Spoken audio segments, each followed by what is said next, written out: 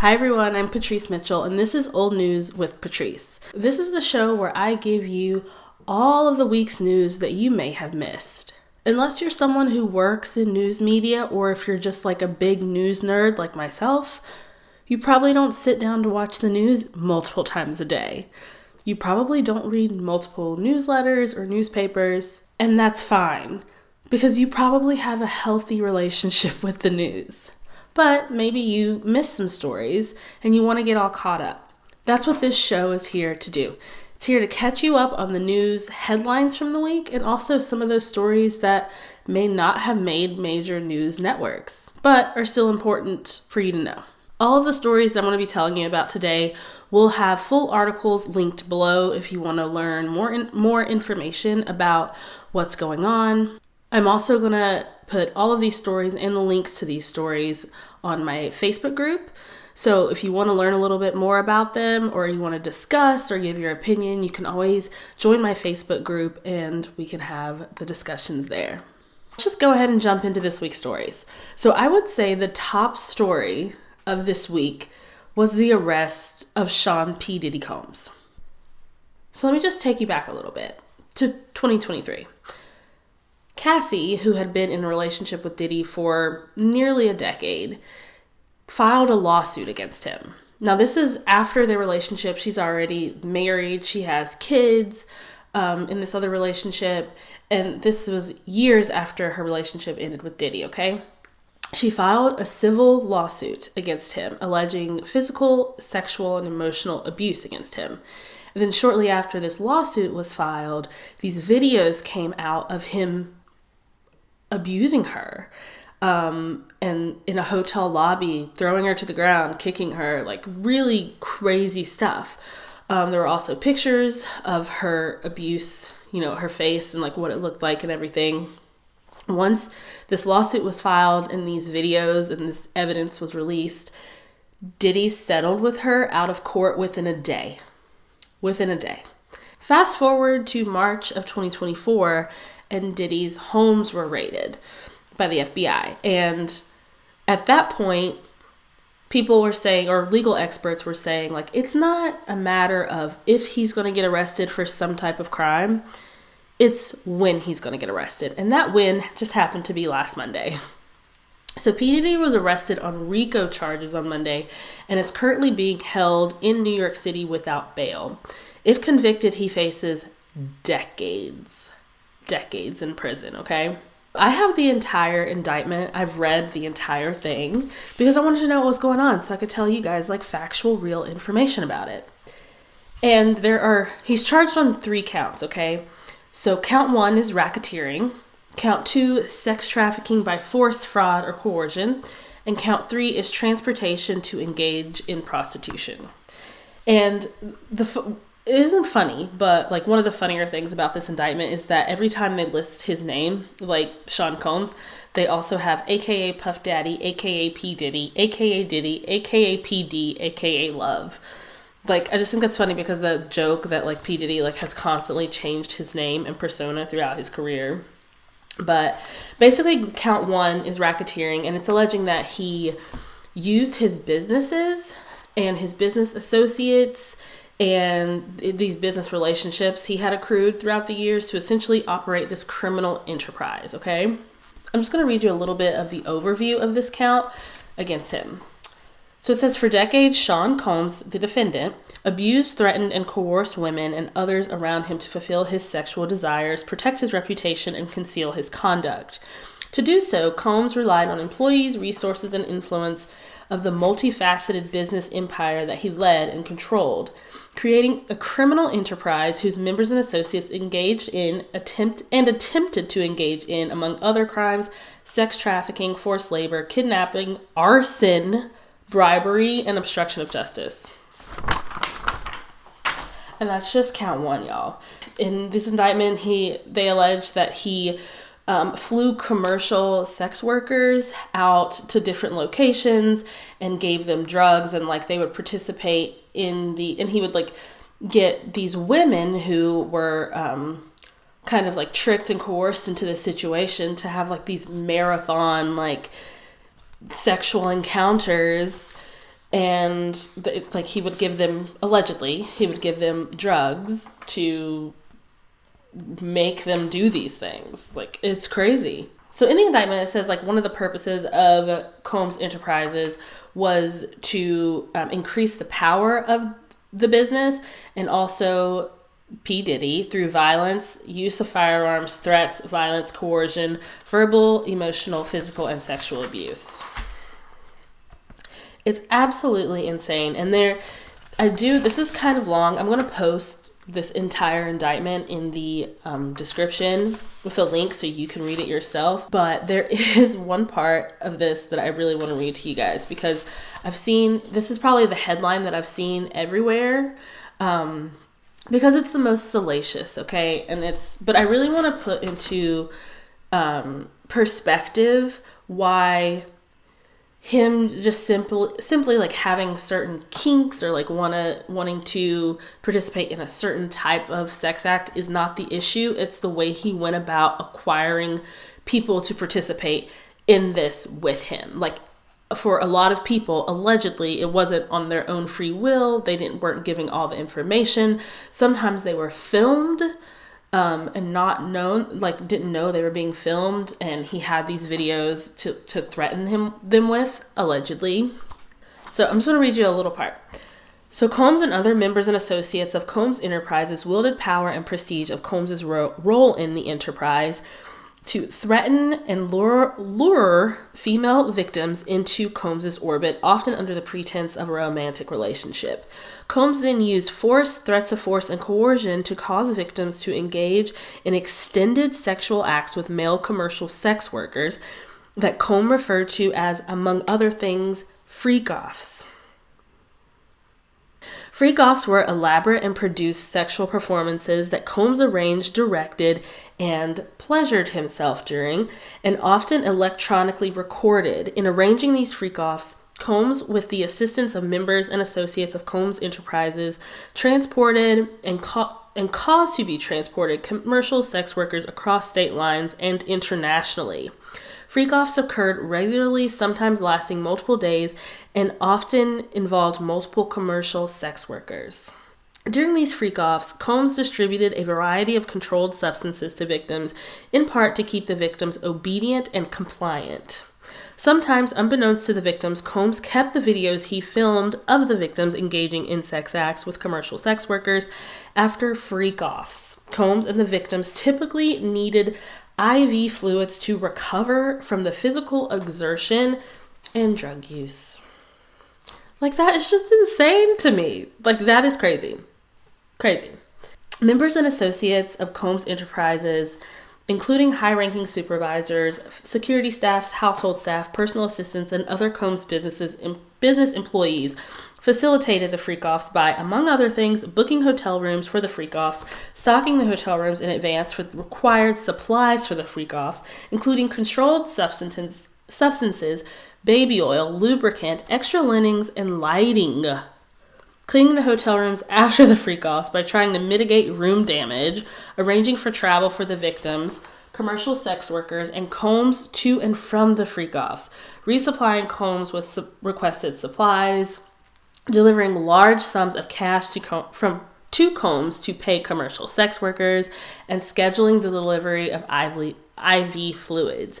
In or about March 2024, during the searches of Combs's residences in Miami, Florida, and Los Angeles, law enforcement seized various freak-off supplies, including narcotics and more than 1,000 bottles of baby oil and lubricant. Listen, I've read a lot of dark romance books over the past 2 years, and I cannot think of a situation where anyone would need to stockpile 1,000 bottles of baby oil. Baby oil. Like, it's crazy. Like I said, I don't want to read this whole indictment, but that part just I felt like you needed to know. When authorities searched his homes, they also found various firearms with ammunition, and they found 3 AR-15s with defaced serial numbers, as well as a drum magazine. That's where those firearm charges come from. So under the racketeering count, here are some of the crimes that are alleged to have happened under that. So multiple acts of kidnapping, arson, bribery, tampering with witness or victim or an informant, multiple acts of forced labor, multiple acts related to sex trafficking, multiple acts related to transportation for prostitution and other illegal sexual activities, and multiple offenses involving the possession with intent to distribute. So count 2 against him is sex trafficking by force, fraud, or coercion. Count 3 is transportation to engage in prostitution. So yeah, this is a 14-page indictment, and from what I read, I would not be surprised if we start seeing more people that we know, like as celebrities, be charged along with him, because the term racketeering like pretty much encompasses the fact that there were a team of people. There were a lot of people, as mentioned in this indictment, that were involved in this, and I cannot imagine him not telling. So we'll see more of that story going forward. It's definitely going to be, there's going to be a documentary on Netflix soon, probably, Surviving P.Diddy or something like that. I don't know. From what I read, I think 50 Cent is already working on one. So yeah, that's something to keep an eye on. You guys, so I just realized I did the whole first segment with my melting band still on my head. So I had to take that off real quick. Okay, our next story. Now, I feel like this story is important because I think it's important to know who is applying to run this country in different parts of the country, and how it's going to affect you. I think it's important to know who supports them, what they support, even if it's not, in your state or your hometown. I think it's important to just know what's going on. So Mark Robinson, the Republican candidate for governor and the current Lieutenant Governor of North Carolina, was caught at the center of an insane scandal this week when it was revealed that he had posted dozens of incendiary comments to an adult website message board. So if you don't know who Mark Robinson is, he is someone who is very provocative. He has offended probably every minority group there is out there, has said some crazy homophobic, racist, anti-Semitic, just like insane things. Nothing was really surprising anymore about what he would say or what he would do. He is very MAGA. He is endorsed by Donald Trump. Donald Trump has actually called him Martin Luther King on steroids, which is laughable. So this week, on Wednesday, I believe, it was the deadline for someone else to be added to the ballot for this November's election. So it was the last day for him to drop out and for the Republican Party to add someone else. Currently, Mark Robinson is polling, and this was before this report, he was polling double digits behind his Democratic opponent because he has just said these crazy things. He's alienated so many people, and he was having a hard time gaining any ground. So on Wednesday, a report came out that he had been on this adults-only message board. You can imagine what kind of message board, what kind of website this is if it's an adult-only place. And he had said things about slavery being good. He wished they'd bring it back because he would, quote, buy a few, allegedly. He also allegedly called himself a perv and said that he enjoyed watching women in public gym showers. He also compared himself to the leader of Germany during World War II and said he was that person, and just all these crazy things. He has been very vocal against the transgender community, but on this message board, he allegedly admitted to enjoying seeing those types, transgender sexual encounters. So he has denied all these allegations. He has said it's not true and that it's just fake news. However, the photos, username, and email address that was used on this website was also used across a slew of social media sites for him. So the reporter sticks behind this story and sticks behind their research. And I'm sharing it with you, and I think it's important to know because this is someone who wants to run. North Carolina is a critical battleground state this year, and this is someone who wants to lead that state. And I feel like we should all know who he is and be aware of who he is, because if he gets elected, it could not only affect just North Carolina, it could affect this entire country. So that is who is running for governor in North Carolina. So this next story is an interesting one to me because it's kind of scary when you think about it. We have our phones on us at all times. We have tablets. Our children have tablets. We all work on computers. Like, technology is just a part of our lives. Like, it's unavoidable almost at this point. Okay, so this is what has scared me. At least 20 people were killed and more than 450 were wounded after dozens of walkie-talkie type pagers blew up in Lebanon on Wednesday. So basically, the Israeli government was targeting Hezbollah members. And if you know what, the ongoing wars in Israel, on one side they're fighting Hamas, and on the other side of the country they're fighting Hezbollah. So this is Hezbollah and throughout Lebanon. Hezbollah said that 16 members were killed on Wednesday, but it didn't elaborate on the circumstances. And Lebanon's communication ministry said that the walkie-talkie style devices that exploded were a discontinued model by a Japanese firm called ICOM. The IC-V82 radios were not supplied by a recognized agent and were not officially licensed and had not been vetted by security services. The firm said that the model was discontinued more than a decade ago and it cannot determine whether they were counterfeit or shipped from its company. So basically, these walkie-talkies were intercepted at some point and the government was able to hack them and blow them up. That is so crazy. That literally made me pause. Holy moly. When do you not have your phone on you? So you're saying that that the government or whoever has the ability to hack into my phone and turn it into a explosive device? That's crazy.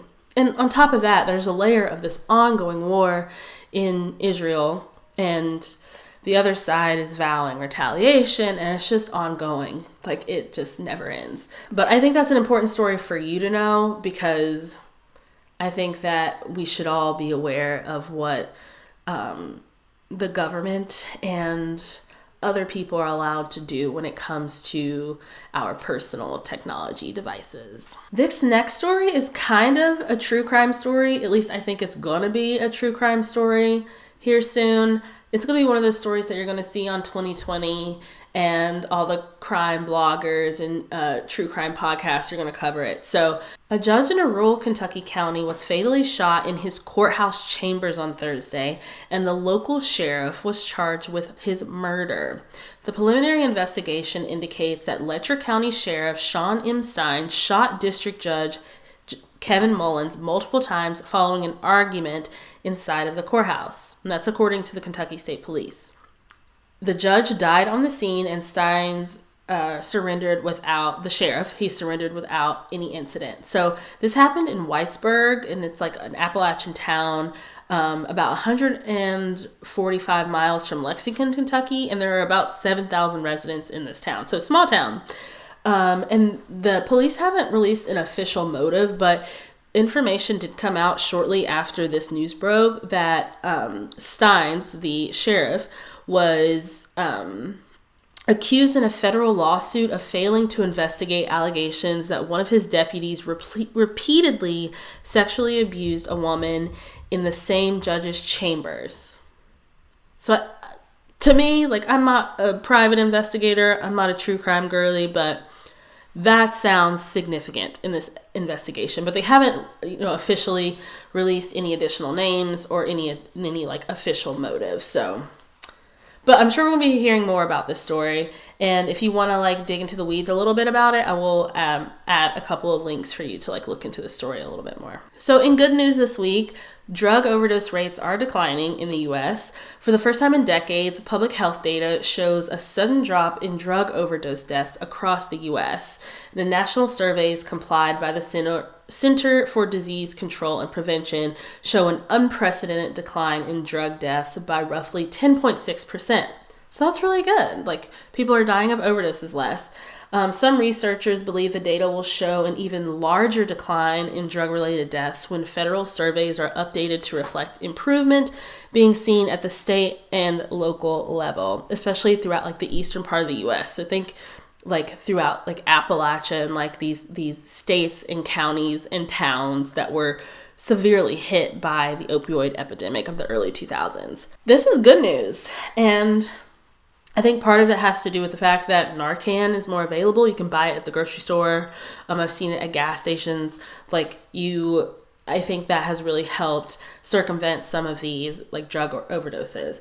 Now I want to see the rates of treatment centers and counseling. I want to see those rates go up. So good news. I just want to give you some quick information on some election things going on around the country. So Georgia is a battleground state. It's neck and neck with Donald Trump and Kamala Harris right now. So the Georgia State Election Board voted on Friday in favor of hand counting all ballots in the November election, which would lead to a delay in reporting of Georgia's election results. That's very significant and very important because this is going to be it's expected to be a close race. All of the battleground states are really, really tight, Georgia being one of them. If they're hand counting ballots after the machine counts, it's going to take longer to get those results. And I think it's going to stretch into days, honestly. So that's how it's going to affect you. I don't think any of us are going to know who the new president is until a couple days after the election, kind of like it was in 2020. And some more election voting news. If you are in Virginia, Minnesota, or South Dakota, early voting has opened for you. I put some links in the description. You can go check it out if you are interested in early voting, where you can early vote and how all of that works. Remember, your vote is important. No matter where you are, your voice matters. I truly believe that. I'm not just saying it. So that's a wrap on the headlines from this week, the important news stories. Obviously, there are probably hundreds of other stories out there, but those are the ones that kind of captivated me this week and that I thought I would share with you and that I thought you needed to know. If you didn't notice, I intentionally left some of those like political, like very political driven stories off, because I don't think that every single story like that is appropriate to report, even though it's covered in mainstream news all the time. I just don't know if it's quite necessary. If you want that type of information and content, it's out there, but I don't think there is a reason for me to... The point of this show is to catch you up on important news that you may have missed. Like if you want to, have a baseline understanding of what's going on in the world. It's not to follow every single move of Kamala Harris and Donald Trump. Like, it's just not. I encourage you to go to both of their websites, look up what they're about if that's what you want to do. If you're still an undecided voter, I think that most of us are decided voters at this point, and we're just ready for this election. So you're not going to find a lot of me fighting with anyone or trying to persuade you politically on this show. I just don't think it's the place for it. I don't think it's the place for real news to try to persuade you to vote one way or the other. So I'm going to be ending every show like doing something a little fun. And my segment that I have right now that I have an idea for, let's see if we all like it, is called W.R.L. and it's watch, read, listen. So it's what I'm watching, what I'm reading, what I'm listening to. And I just want to share that with you because I'm a content queen. I love watching TV. I love watching movies. I love reading. I love listening to podcasts and music. So I want to share with you guys what I am watching, reading, and listening to.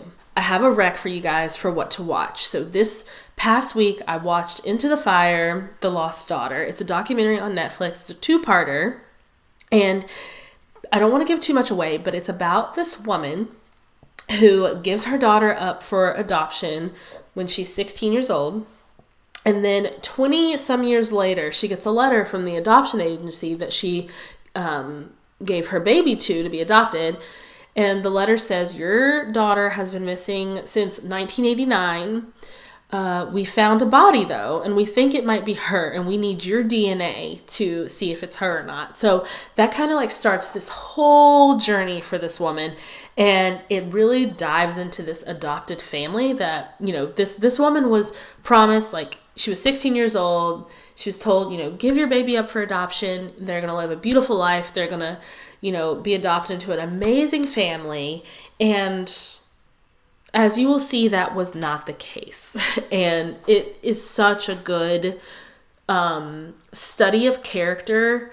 Every single person in this, show, outside of the victim, has, like all of us, are not black and white. There's a grayness to who they are and the choices that they make. Some of them just straight up bad, evil people, and then some of them like are also bad people, but you want to like almost sympathize with them, and like there's an element like, okay, I understand how you could get to that point. So very, very, easy to watch documentary. Each episode is about an hour and a half, I want to say, but there are only 2 episodes, so you can finish it in a couple. You could binge it if you want, or you could finish it in just a couple days. It took me 2 days to finish it, but at the end of the first episode, my jaw was on the floor, and I could not wait to get home to watch that second episode. Okay, so what am I reading?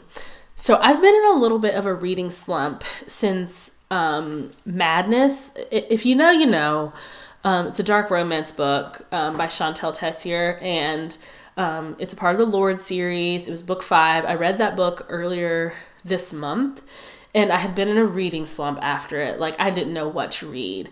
And then I picked up this book that I saw recommended on TikTok and Amazon called See You Soon. It's a dark military romance book, and it's okay. I'm having a hard time finishing it.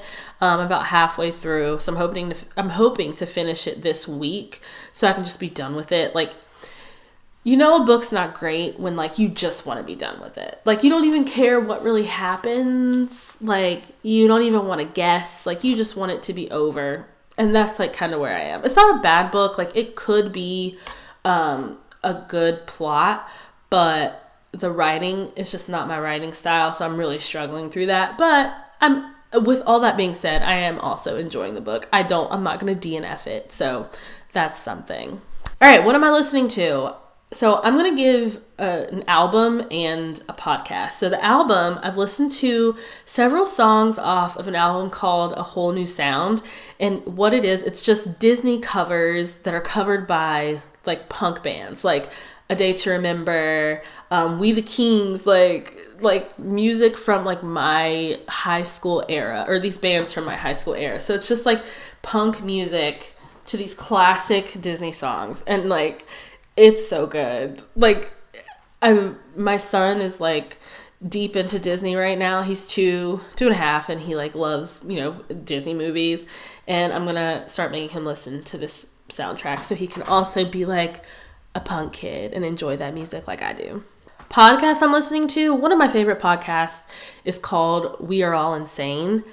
I just love it. It reminds me of like, not saying it's like the Oprah show, but like so the concept of this podcast is the host, like she finds these people who with these like crazy stories, like these like things that have happened to them throughout their life, and like the person like tells their story, and it's like done in like chronological order, and like a lot of these stories are crazy, but this particular episode is the latest episode to come out, and it's called My Mother Abandoned Me in a Foreign Country. It is almost 3 hours long, and it took me like 3 days to finish the whole thing, but it is one of the craziest stories I've ever heard in my life. Like, this girl who is like the center of this story, Alexis, I think that's her name, has literally been through so much at such a young age, and it literally started like when she was like 2 years old until she was like in her mid-20s. Like,